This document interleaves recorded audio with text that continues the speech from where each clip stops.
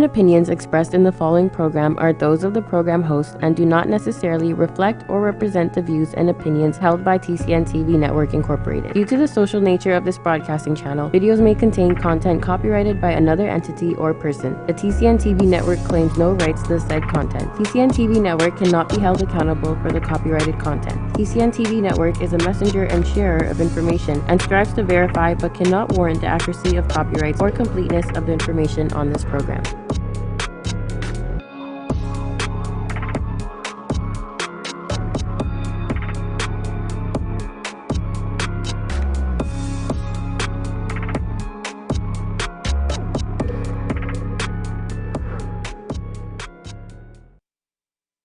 Welcome to Shaping Life, where we discuss all things health and connect with the right people and information to set us on a path to leading our best lives. And I'm your host, Trish Curling. Today, I'm so pleased to introduce my guest. He's not in studio with us, but we're going to see him in a moment.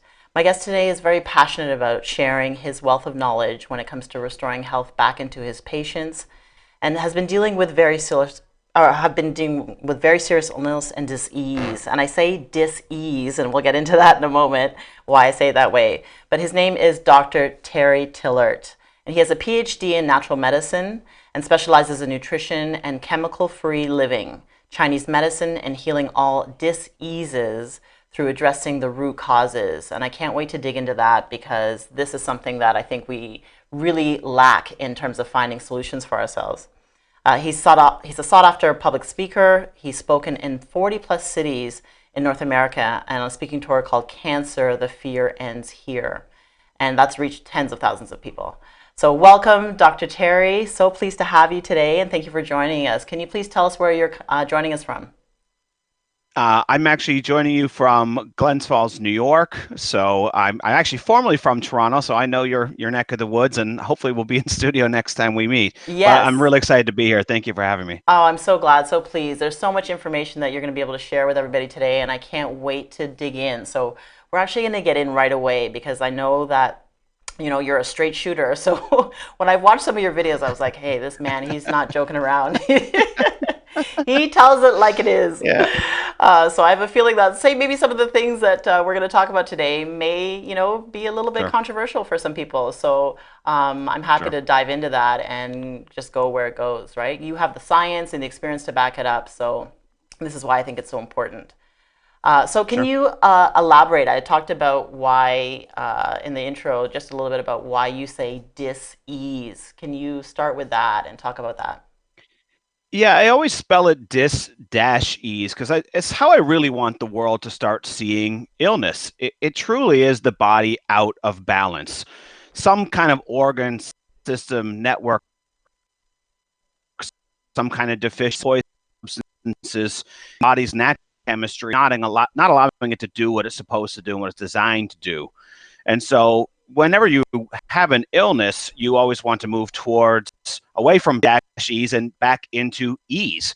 And so, I often, in the frame of, or in the context of cancer, you're not sick because you have cancer. You have cancer because you're sick.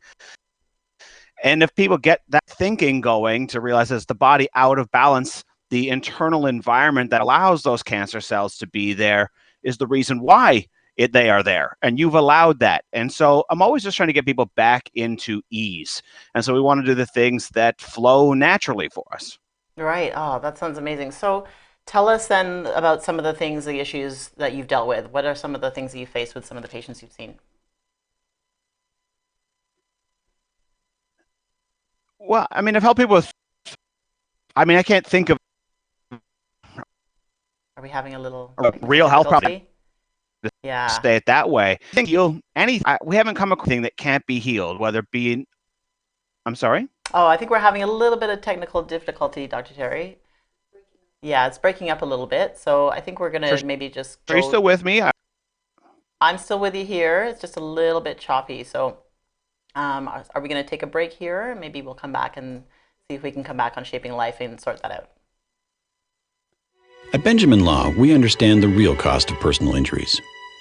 As the victim of an accident, you may be the one who's physically hurt, but your main concern is that your family are the ones who will pay the price.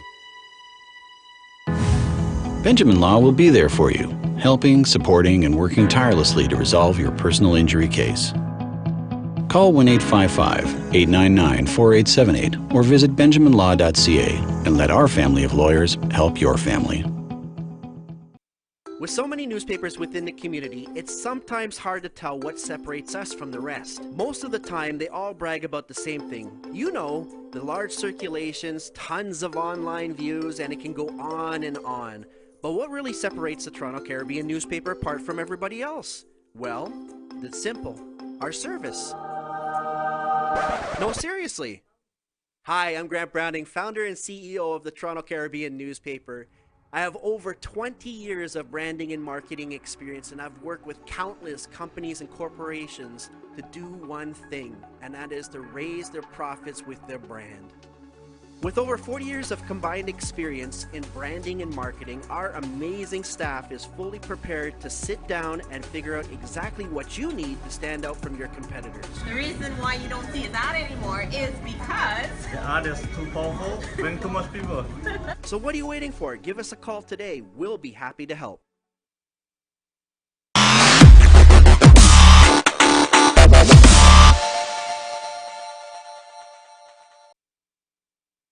Happy birthday to you. Happy birthday to you. May your dreams all come true. Happy birthday to you.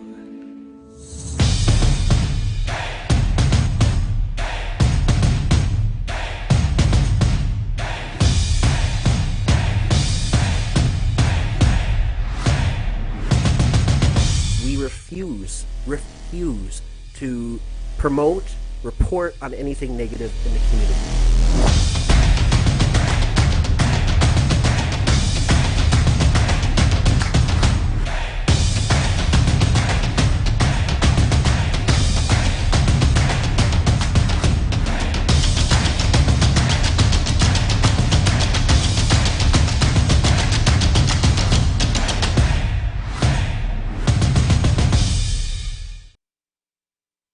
And welcome back to Shaping Life. I think we're okay now, Dr. Terry. I see that you've changed environments. I'm so sorry. No, I did. I don't went think you need right to apologize. beside my router to see. I think, you know what? I moved right I think it's beside on my our router. end. I'm like, I don't know what. Okay, I'm really sorry about that. I wasn't sure if it was my end or not. So Please don't apologize. Where do we leave off? That's how these things go. It's live, and in Toronto right now, we're experiencing some spotty rain, and I think that's just what we're dealing with. So we'll work through it. Okay. Perfect. But yeah, we were talking a little bit about, recalibrating the body, bringing it back, talking about disease. I want to throw up a clip that I found in one of your programs called the Extreme Pain Resolution Program. So I just want to show that up for a moment. So I have a program called the Extreme Pain Resolution Program. I use the word resolution because this is not about managing it, it's about resolving it. It doesn't matter how extreme the pain is. It doesn't matter if you call it fibromyalgia, arthritis, rheumatoid. It doesn't matter what title some doctor's given you, what kind of diagnosis. It really doesn't even matter where the pain is. There are cellular, concrete reasons why you're in pain or not.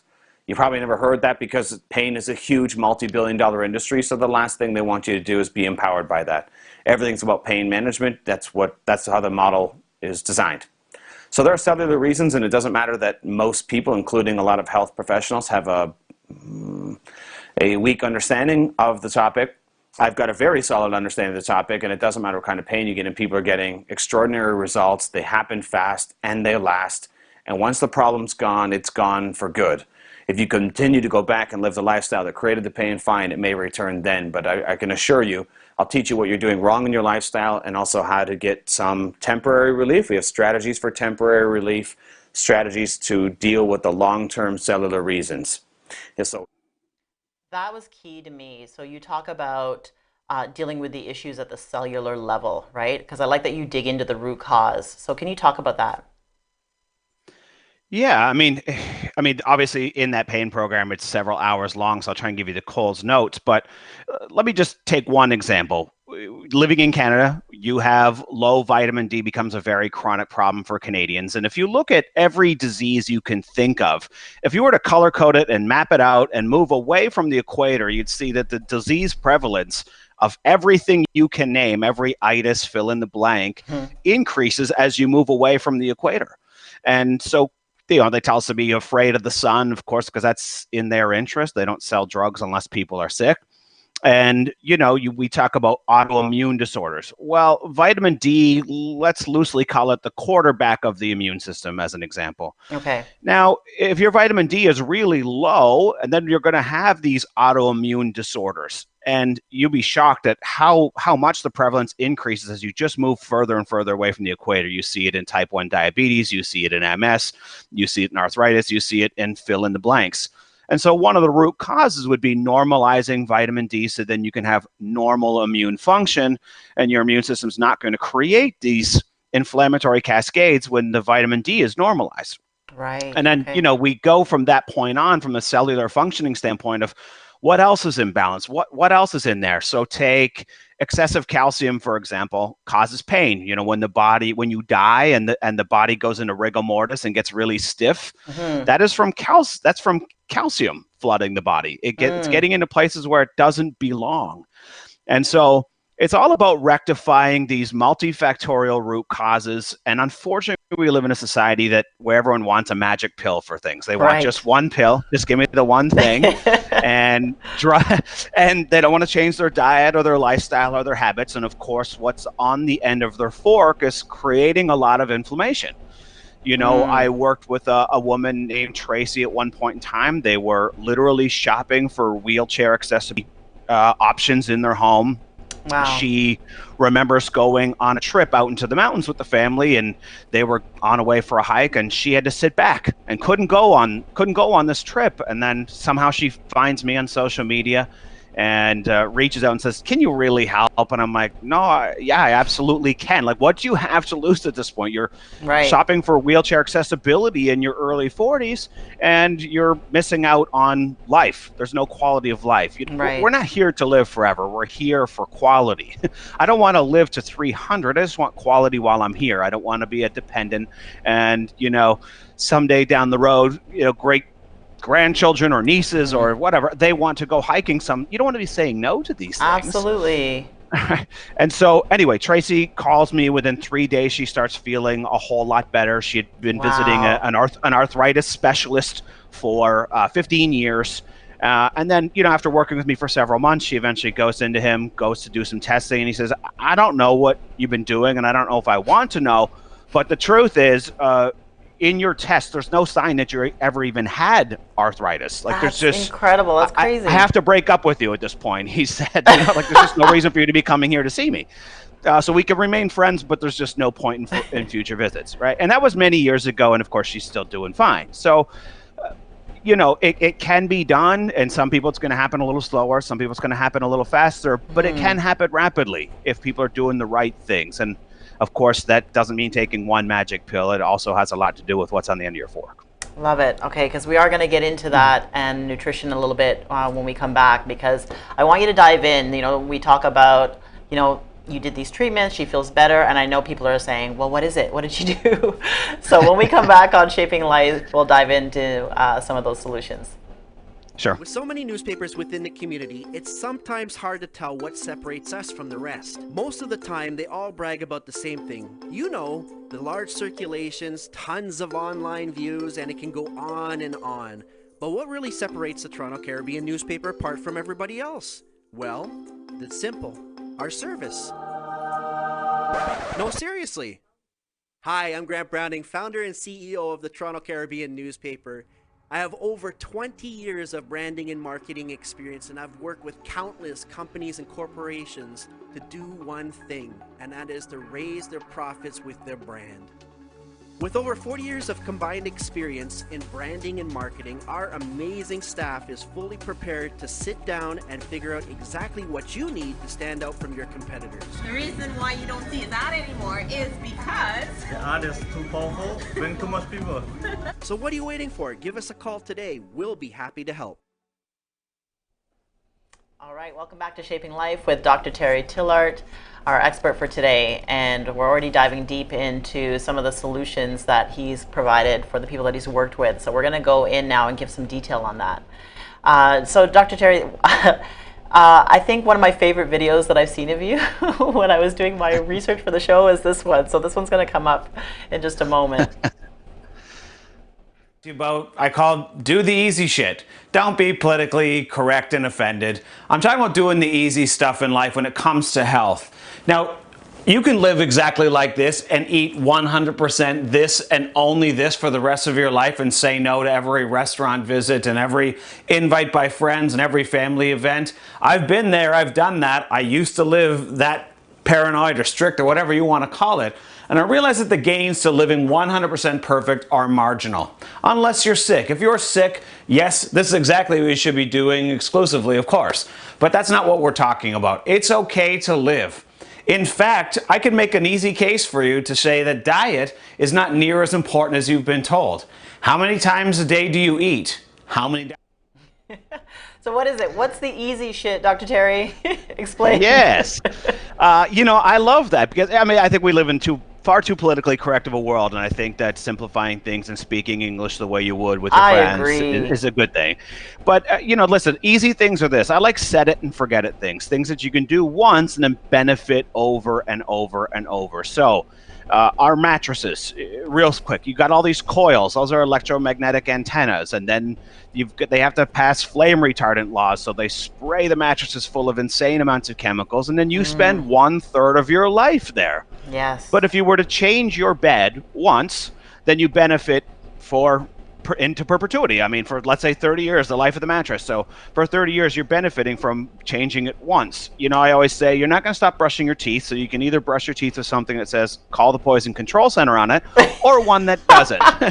And that's most people are using something that says call the poison control center. So I say change your toothpaste. Like the ritual is going to exist, but the tube is different. Right. I believe in filtering your air. You're either going to be the air filter or you're going to filter it. And the same with the water. You're either going to filter your water or you're not. But you're not going to stop drinking water, and you're going to continuously benefit from making that choice one time. And so I love the things where you choose one time. Get rid of all the chemicals in your personal care cabinet. No chemicals. Chemical-free living is where it's at.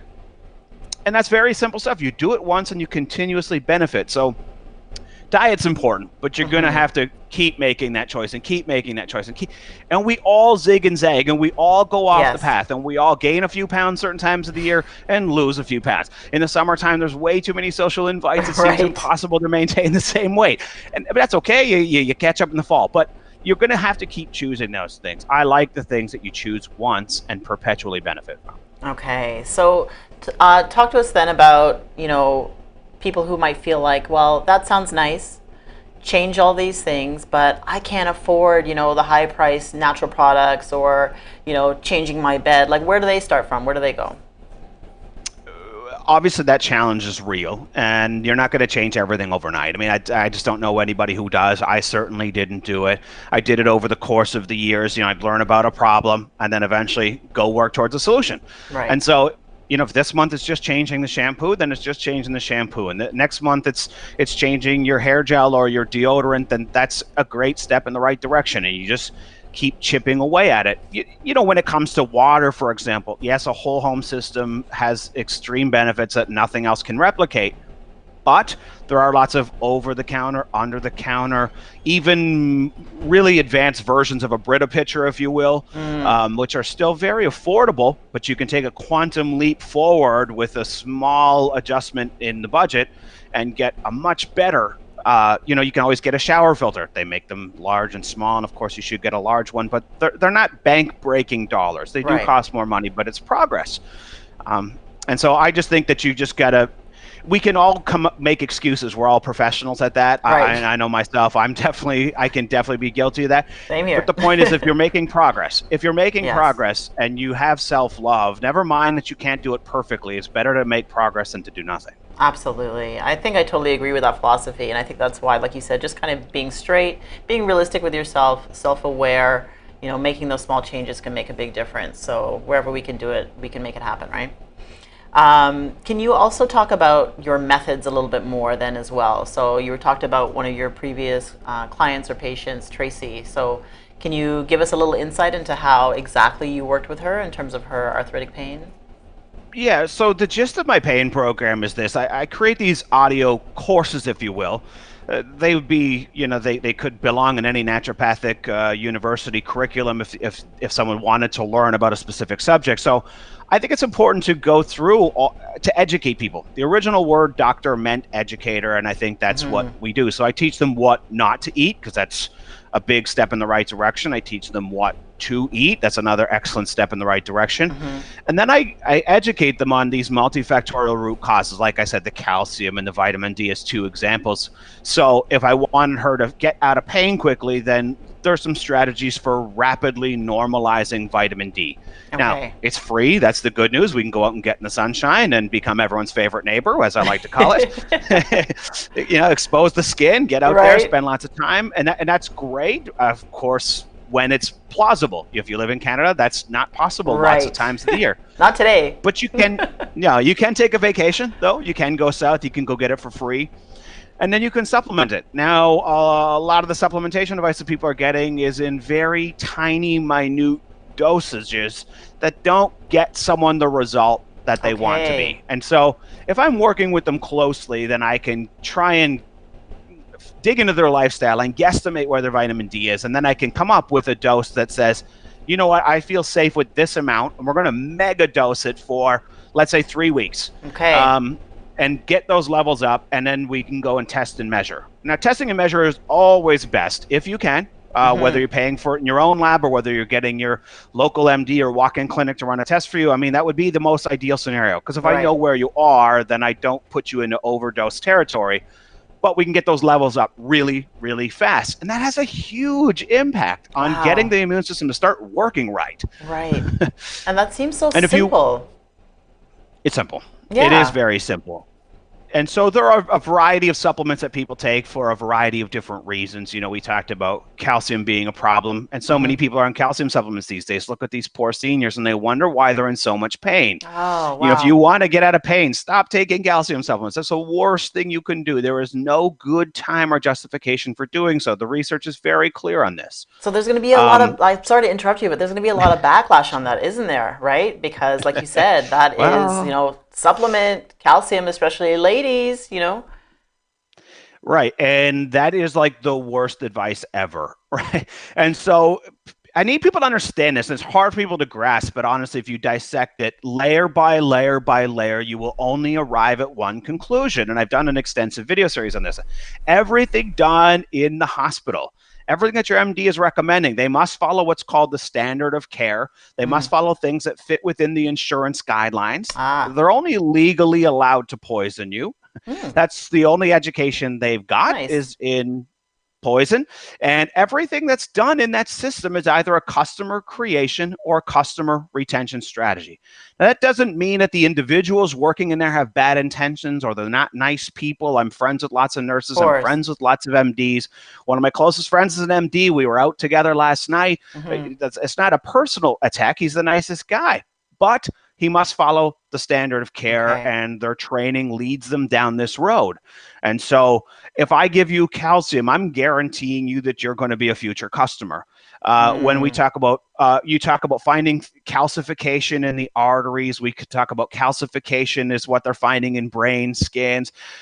Calcification is what happens when rigor mortis happens. Calcium causes pain. There's just no way around it. And so although calcium is, we need it to survive, we get way more than enough in the diet. And the real challenge, of course, is when you start supplementing it, you're going to create lots of problems. And bone strength, and I just dealt with some with osteoporosis last week, bone strength has nothing to do with calcium supplementation. Calcium supplementation creates weaker bones. Wow. Okay. You're blowing me away with this. And I'm trying to keep it simple. I don't want to get, and I'll let you guide the interview. I apologize. No, I love it. Feed us, tell us. I'm interested in finding out why. So expand on that, please. Why is it now you're saying that it's going to actually weaken bones? Well, there's just lots of studies to confirm the data that calcium does weaken bone. So we know this for a fact, or you don't want to be taking it. Your body's got enough calcium stores to do everything that it needs to do. The biggest challenge becomes usually that people are deficient in magnesium. And to put it simply, calcium and magnesium have an antagonist relationship. And so magnesium is what keeps calcium in check. It keeps it where it's supposed to be, if you will. Because when it gets into places where it's not supposed to be, then you have serious problems. And, you know, from the Chinese medicine perspective, if you just want to touch on osteoporosis, and I don't want to go down that road unless it's what That's you okay. want. That's all right. The bones are an outgrowth of the kidney network in Chinese medicine. And so these are the ways that you want to approach fixing osteoporosis. And here's the worst thing. If you go and look at all the experimental drugs, if you go look at all the most expensive, fancy stuff, and I have personal family members who've been put on $20,000, $30,000 a year osteoporosis insanity stuff. And two things happen. One is after 7 years of taking that, osteonecrosis of the jaw happens, meaning that the strongest bone in the body falls apart and becomes like sand. So clearly the drugs are not working. And yet we've got very simple plant compounds that are found in several herbs that have, by a long shot, have outperformed every drug on the market by a country mile. It's not even a contest. And I'm reluctant to name said molecule only because then people then go and take that as a magic pill approach. Okay. Right. And I don't want them to do that, because the truth is that osteoporosis is ultimately scurvy of the bone. Okay. Right. And so we've all heard of the lack of vitamin C being causing scurvy. Osteoporosis really is scurvy of the bone. And so the diet, the acidification of the diet, is what's causing the bones to break down. Okay. And I can elaborate if you'd like me to or not. But put simply, that acid, your body has to compensate, constantly putting minerals in, trying to buffer that acidity. And and the bones are that storehouse of minerals that the body's going to drag them from. Wow. Because if your pH in your blood changes too far either way, you die. And so the body has to neutralize the acid in your diet to keep those bones strong. But that's how it's weakening all the time. Okay. Thank you for explaining that. That's really insightful. I mean, you know, I've heard some of these ideas before, but to hear it broken down this way is really, really helpful. So I hope this is helpful to everyone listening today. We're going to come back then on Shaping Life in a moment. And yes, definitely get into a little bit more nutrition this time as well. Sure. Are you retiring smart? Make your home's equity work for you. With your home's equity and our 30 years of experience, the Retire Smart Properties team can help you achieve the quality of life you've always wanted. Our services are 360 degrees. We'll give you advice, take care of staging and selling, and help you find the perfect home and community to transition to. It's time to enjoy the retirement lifestyle you deserve. Visit our website today to learn how you can use your home to retire comfortably. The Retire Smart Properties team, powered by RE/MAX West.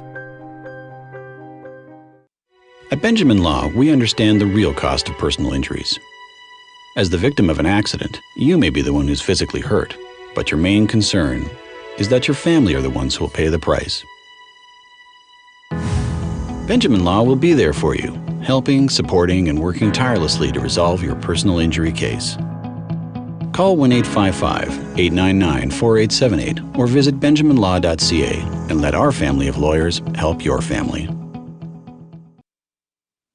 Welcome back to Shaping Life. I'm your host, Trish Curling, and we're sitting here with Dr. Terry Tillaart. So Dr. Terry, we're going to talk about now nutrition. I've seen your feed, your social media feed, and I see all the time you're posting what you eat. What, in your advice, would be a good general way to eat to maintain health? Is that even a question I can ask? Because I know that people have different conditions and different reasons for doing different things. But yeah, so here's what I always tell people: everything that's true about diet, that's true for a sick person, is always true for a healthy person. And what's true for a healthy person is always true for a sick person. And everyone likes to talk about how different they are and so on and so forth. The Human Genome Project was by and large actually a big disappointment, a big failure. But one thing it did confirm was that we are, I believe it was 99.6% identical. And so when everyone makes up stories about, well, I need this diet and I need that diet and blood type diet this and blood type diet that, I mean, the blood type diet has no evidence whatsoever. You can go on PubMed and find studies saying like this, there's no merit to that. And what we learn is that cows have significantly more blood types than humans, and yet they all consume a species-appropriate diet. Mm-hmm. And that's ultimately my strongest message. And so when people say, well, but, and they invent a large array of stories, and I say, listen, no species on the planet uses any mechanical objects or fire to consume species-appropriate food. Mm. And yet we're told that chicken is healthy, but if you eat chicken the way a carnivore does, that's a lethal exercise. It's guaranteed lethality. Like, right. I don't know how much of a bigger hint nature could be providing us. Fruits and vegetables have been the health foods for humans for thousands of years, for as long as the planet's existence, right. And it will always remain that way. That's never going to change. Not in 5,000 years from now, not when some new author puts out some new fad diet. Right. And every week, listen, the big industries, the meat, the dairy, the pharmaceuticals, they hire the same spin marketing companies that tobacco used to hire. And they admit in their annual reports that confusion is their product. And that's why this week beans are good for you and next week beans are bad for you. And this week butter's back and next week butter's back. And this game goes on and on and on and on. Listen, here's a simple definition I always give all my clients and stuff when I'm talking to them. I say this. If you must cook something, if you must cook it to consume it, we are staring at the most perfect definition of a suboptimal food source for the species. Like at minimum, if no one requires cooking to consume species appropriate food. And so we have very prominent, very popular, best-selling authors, vegan, nutrition-forward doctors who are recommending what is akin to an all-bean diet, or at least how we should have it in 2 meals a day. And I remind all my clients, but it doesn't make any sense. Every kid knows a song that goes along the lines, beans, beans, the more you eat, the more you toot, or something along those lines. Right. And so if you want to be in ease, you should eat foods that are easy on digestion. Ah, okay. Right? And so if you, like that's what ease is about. So you don't want to be in dis-ease, don't eat foods that are very hard on digestion. 6 raw kidney beans would kill the largest NFL player on the planet. Wow. So, and we're told that we got to eat this all bean diet. Now, listen, I'm all good with beans and having a bean burrito or having a chili, making some chili. I'm okay with that stuff, but I treat it as a condiment in my diet. It's not at the center of the diet. Fruits and vegetables should be the center of everybody's diet, young, old, sick, not sick, regardless of what disease label you have. When they try and tell a diabetic that they should be avoiding fruit, horsepucky. I dropped their blood sugar by like 70% in a day by doing the exact opposite of what they tell us to do. So it doesn't make any sense.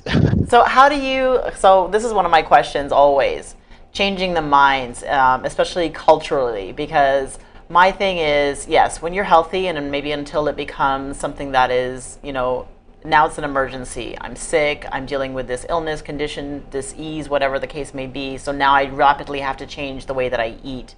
But if, we're generally feeling like we feel healthy, we feel good. We culturally, we're used to eating certain kinds of foods, like cooking, eating. I mean, my thing is always chicken, like you just mentioned, Jamaican background, curry chicken, jerk chicken. Those are the things that I'm used to consuming.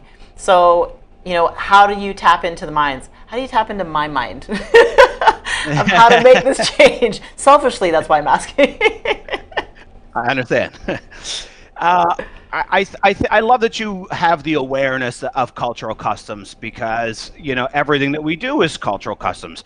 They have a thing called the Yulin Dog Festival where, certain cultures believe it's okay to eat dogs. But if you told someone that in North America that it's okay, if people saw the atrocity of the Yulin Dog Festival, they go crazy. And the question for everyone else is like, okay, but why don't you have the same outrage when it's done to another species, which is very classic speciesism defined, and we say, well, racism's bad, but why isn't speciesism then? Why are we so kind to certain animals and not others? Why do we slaughter some birds and photograph others? Right. It doesn't make sense. So I think getting people just to come to a place of being unemotional and objective and just looking at the data, because if you can throw emotions out of anything, you can go and look at the data and the list of different ways that meat causes you illness. The list is very long, and whether we talk about the environmental impact, whether we talk about the ethical and moral issues associated with animal consumption, if we look strictly at the science, there's a long list of different mechanisms by which it causes cancer. And so I always bring people back to self-love. And when it comes to the practicality of eating, I say, listen, I love curries. I like them from Jamaica. I like them from Japan. I like them from India, especially. I like them from Thailand. I like them.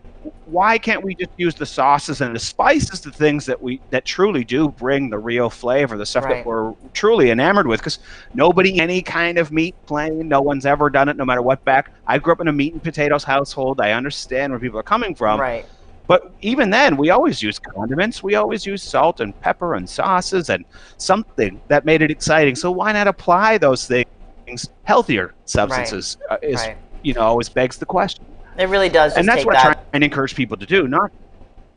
Sorry, go ahead.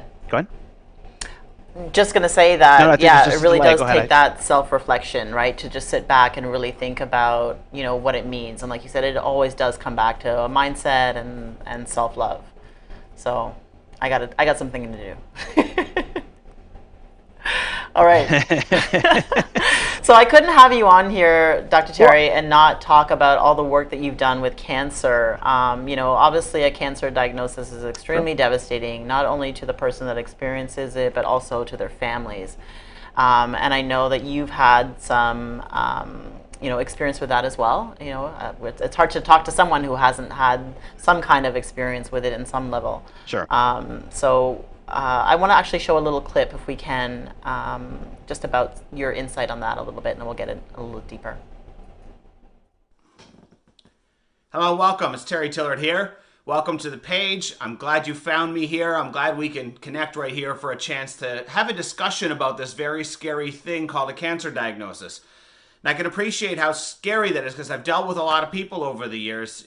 And in fact, in 2014, I did a North American speaking tour called Cancer, the Fear Ends Here, where I spoke in over 30 different cities across North America to thousands of people, many of whom were just like you in your shoes. So I got to interact with a lot of people on and off the stage about what that fear's like. But it started for me when I was young. I had an uncle who got diagnosed. He was a new Mary into the family. Very scary. So if you don't mind, Dr. Terry, would you share with us a little bit more about that experience that kind of changed things for you with your uncle? Yeah, so one uncle marries into the family, and my aunt and he are thrilled and they're super happy, never been happier. And then he gets a cancer diagnosis not long after. And of course, he had come to family dinners. And at that time, I was learning all about natural health. And it was totally shifting my world because, I played hockey my whole life being from Canada. We had nutrition trainers. I played at high level hockey. So, I took all the nutrition classes in school. I thought I knew everything. I knew the food pyramid, right? Right. And when I realized that was all completely wrong, I was trying to, out of care for the family, trying to drop wisdom and say, oh my God, all these things we've been told are wrong. This is wrong. You shouldn't be eating that. And I know you're going to do it once in a while anyway, but you want to minimize that and focus on these things. And he'd overheard this conversation. So he gets diagnosed. He comes to me, pulls me aside. He says, listen, I know everything that you're saying is right. And I really admire that. And I know that chemo, radiation, surgery are not going to help me. It's poison and you can't heal with poison. And I said, exactly. I'm all excited. He says, but the problem is I've got children, and your aunt and all this stuff. And I think I'm going to go get a little bit of chemo to get the cancer under control. And he said, and then I'm going to come back and do the kind of stuff that you're talking about. Right. And I'm like, Ray, this is not a good idea. But anyway, eventually he goes into the hospital. He takes some chemo. He melts in his footprint for all practical intents and purposes. And he didn't make it, didn't come out of the hospital to do the other things. I'm so sorry. And he went and did what he knew was wrong out of fear. And on the other hand, I had another uncle that at the time had cancer, and he had lacked in some self-love. He and I had great relationships, but the truth was he was happy to eat McDonald's while he was in the hospital, and didn't want to work for getting out of there. And so that hit me, because I saw how the devastation around him, because that death is hard on the living, not on the dying. And at that time, he asked me a key question. He said, so if I didn't do the chemo, what would you do? What would that plan of action look like? And I didn't really have an answer, and that really bugged me. Because at the time, I grew up in a small town in Canada. I hadn't heard of naturopathic doctors, and had no exposure to Chinese medicine doctors. I'd heard of a chiropractor and a physiotherapist, and that was about as far outside of the realm as I had gone. And so I didn't have an answer for him. But I thought to myself, what happens if my parents or my siblings get diagnosed next? What will be my answer to them when they have that question? Because telling them not to do chemo radiation surgery is wonderful, and half of the life's lessons are learning what not to do, and they're just as valuable as the what to do lesson. But at the same time, I still needed a plan of action. Otherwise, you can't generate certainty for somebody, and they're not going to go do that.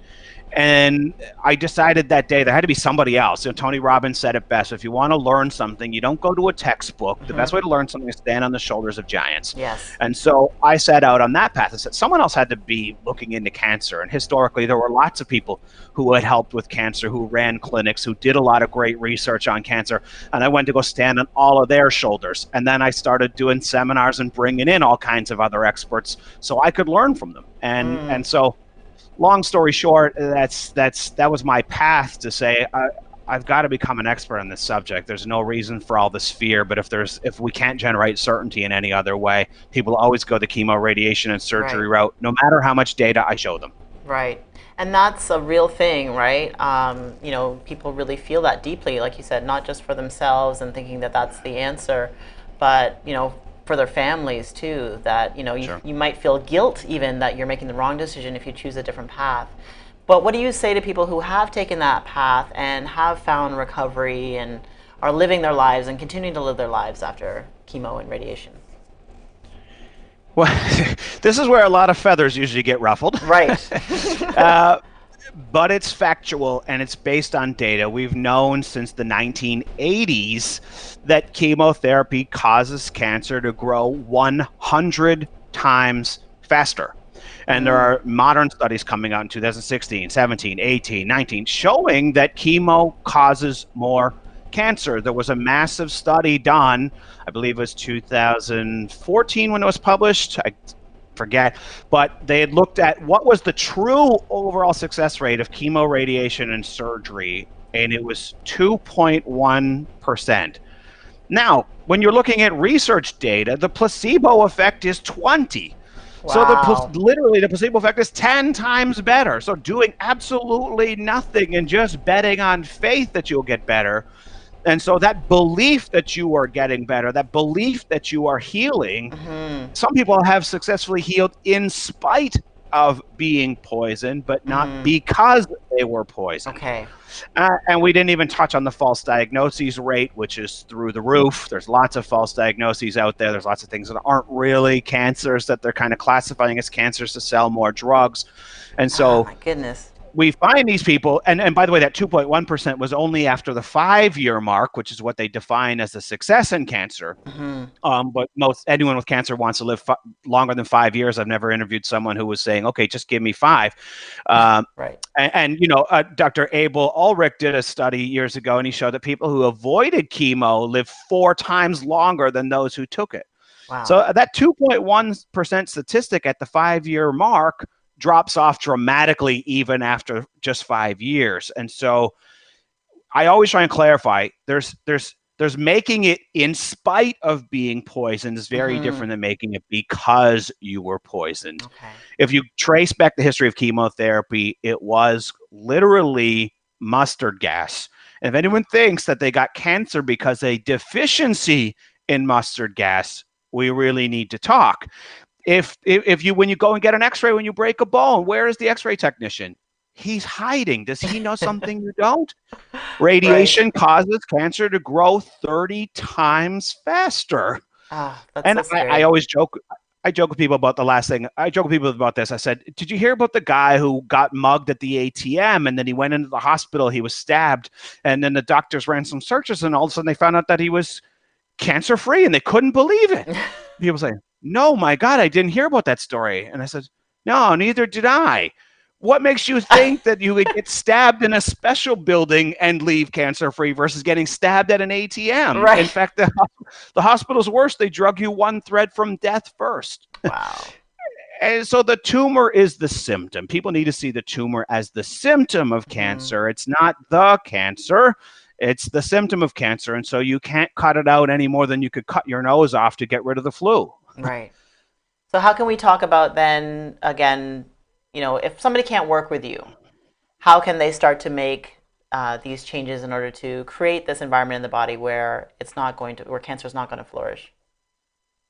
Yeah, I'm not saying you have to work with me. There are other good doctors and other good clinics out there. They're not cheap, but if you're on a budget, I mean, go back to the most fundamental thing there is. Like, how did humans live in nature so many years ago? And people say, well, they're drinking water, they were sleeping on the ground, so good. They had contact with the earth. They would have had connection with the tribe. They would have been eating fruits and vegetables. People say, no, the caveman ate lots of meat.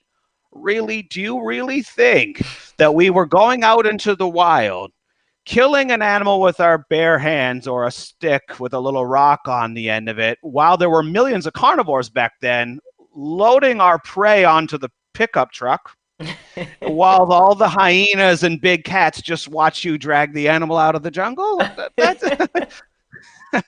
Believe me, that's not how it played out. You were eating fruits and vegetables. And anyway, and so water, for example, chloride, fluorine, those things cause dramatic cancer rates. Like, the data is extremely strong. And so you've got to you've got to get rid of the things that cause cancer in the first place. You've got to stop the bleeding, if you will. That's the first thing you've got to do. So if you know that your water is poisoning you, stop drinking it. Find a way to get your hands on water that's not poisoned. You have to do that. And you've got to return to the fundamentals. If you want to be out of dis-ease, then you've got to do things that are easy on digestion. If I'm eating a peach, by the time I bite into the second half, the first half is literally in my bloodstream already before I bit into the second half. Right. It was the original fast food, except it was instant. So you want to talk about easy on digestion. It doesn't get easier than that. And so you've got to go back to those fundamentals. Like, if you're on an extreme budget, go to the fundamentals and get rid of the magic pill mentality. That people have struggle with this, but it's a very important point. You gave you your cancer. You may not fully understand how you gave you the cancer, but that's great news. It's not bad news. Right. It means that only you can give you the solution. Right. Stop. If you don't want cancer in your body, stop doing cancer. Stop doing all the things that lead to, feed to, contribute to the internal environment that allows cancer to thrive and flourish. The answer is not in some magic pill or some magic oil or in some magic pharmaceutical or some magic injection, whether it be a vitamin C injection or whether it be a mustard gas injection. It's not the answer. The answer is to stop doing the things that create an environment that allowed all of that to happen. Wow. And that's the first fundamental step, that people have to accept 1,000% personal responsibility for how they got there in the first place. Like, the most cancer preventative thing in the world, documented by research, is adequate, sufficient vitamin D levels. Not the levels that your MD considers sufficient, but the optimal vitamin D levels. And so if you live in a northerly climate and you found yourself with cancer, I mean, go fix that first. Right. And unfortunately, living in Canada, that's a part of the problem. But there are many ways to rectify that vitamin D. And I apologize. I'm excitable. I love it. No, it's good. I love the passion. And this is what is important, is bringing up these conversations, because it can become such an emotional conversation, as you said, and trying to separate that emotion out of it and really understand, okay, how do we go back and dive into this in a way that we can really fundamentally find out, these are the steps that I can take. This is what I can do. I think that's really important. So I'm glad that you're so passionate in bringing up this information, because we do have to kind of step back sometimes and think about these things and how we're responsible for ourselves as well. So before we run out of time here, Dr. Terry, I just have to go through and just show a little flash of your website here. Because you have a number of testimonials and the amount of people that you've been able to help, and I think it's incredible. So if you could just share with us your website, please. My first name, last name.com, but the spelling is always the tricky part with the 2 L's and the 2 A's. Right. And I post a lot of free content on social media. I've got an entire Facebook video library with, I think there's probably a couple hundred videos on there on a wide variety of topics where people can get a lot of great information. And I'm always posting stuff. Yes. And so I encourage people to go there and look up a lot of that free education. It's there. Yes, definitely. I mean, you have a plethora of videos. Like you said, all of your programs are listed there as well. So I learned so much even just watching a few of those videos, and like you said, a lot of self-reflection for myself, and things that I want to share with other people. So I'm so glad that you've been able to be on today.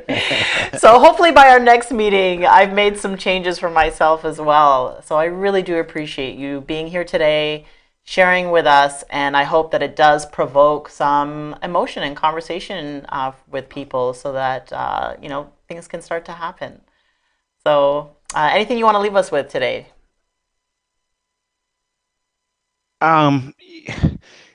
Search for self-love. I think that's the real answer. The real answer to always making disciplined choices. And I don't mean every day, all the time. I mean that to do mostly right things most of the time is a function of self-love. And when you go search and look into that and you become objective, remove the emotions, you're going to make consistently trying to make self-loving choices.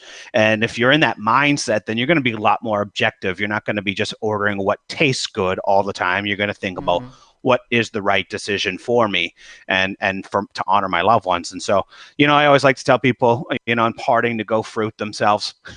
We live in a culture right now in 2019 where people are afraid of eating half of a banana. Like, go fruit yourself. What is up with that? It is still the health food for humans. It's the most insane thing ever. Right.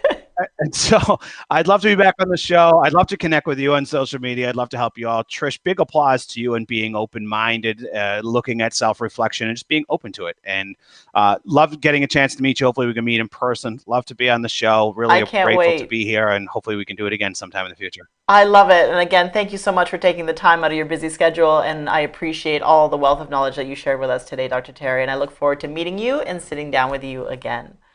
So thank you for everyone for joining in today and taking a look at Shaping Life. And we'll see you next week.